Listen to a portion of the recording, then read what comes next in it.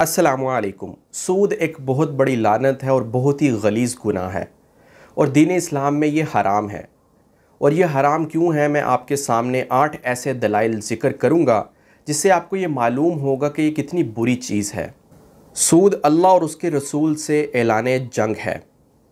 सूद खाने खिलाने वाले पर अल्लाह रसूल की लानत है।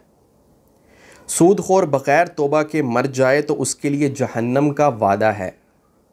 सूदी माल को बर्बाद करने का ऐलान ख़ुद अल्लाह ताला ने किया है। गुज़श्ता शरीयतों में भी सूद को कबीह तरीन और हराम समझा जाता था। सूदखोर की दुआ कबूल नहीं होती।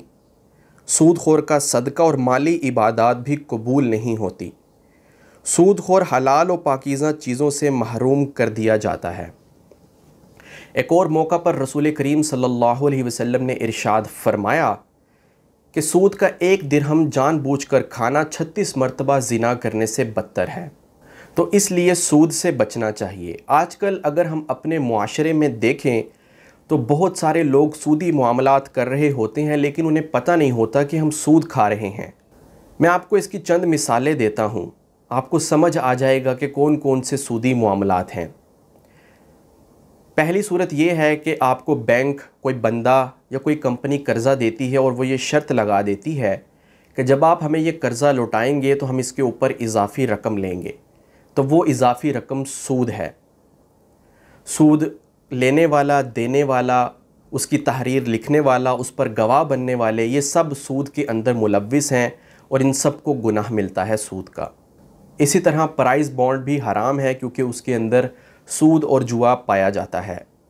इसी तरह कोई कंपनी अगर आपको किस्तों पे चीज़ देती है और साथ वो ये शर्त लगा देती है कि अगर आप वक्त पर अपनी किस्त अदा ना कर पाए तो इसके ऊपर हम जुर्माना लेंगे, तो ये भी एक सूदी मामला हो जाता है। अगर आप कोई ऐसा मामला कर बैठे हैं तो किस्तों को वक्त पे अदा करें ताकि आपको सूदी मामला ना करना पड़े। इसी तरह अगर आप बैंक के अंदर सेविंग अकाउंट खुलवाते हैं, यानी कुछ रकम जमा करवाने पर बैंक वाले आपको माहाना या सालाना प्रॉफ़िट देते हैं, तो वो भी सूद की सूरत इख्तियार कर लेता है, वो भी नाजायज़ है। इस्लामिक बैंकिंग के अंदर अगर आप इस तरह का अकाउंट खुलवाते हैं तो उसमें जो शराइत होती हैं उसमें सूदी मामला नहीं पाया जाता, लेकिन आम बैंकिंग के अंदर सेविंग अकाउंट के अंदर जो प्रॉफ़िट दिया जाता है वो सूद होता है, इसलिए इससे भी बचना चाहिए। इसी तरह इंश्योरेंस, कोई कंपनी आपको कहती है कि आप हमें 10 लाख दें तो 10 साल के बाद हम आपको इसका 20 लाख बनाकर देंगे। तो इस तरह की इंश्योरेंस करवाना भी हराम है क्योंकि उसमें सूद पाया जाता है।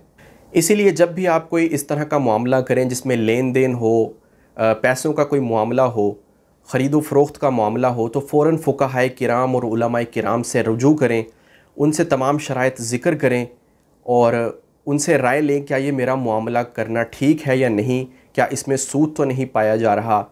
तो इससे बचने की कोशिश करें क्योंकि मैंने आपके सामने जो इसकी कबाहतें और इसकी गलाज़तें ज़िक्र की हैं कुरान और हदीस की रोशनी में, तो हर मुसलमान को ये कोशिश करनी चाहिए कि वो इससे लाजमी बचे, क्योंकि ये बहुत बड़ा और गलीज़ गुनाह है जिसको हमारे मुआशरे में गुनाह नहीं समझा जाता। अगर गुनाह समझा जाता है तो बहुत ही कम दर्जे का गुनाह समझा जाता है। ऐसा नहीं है, इससे हर इंसान को बचने की कोशिश करनी चाहिए।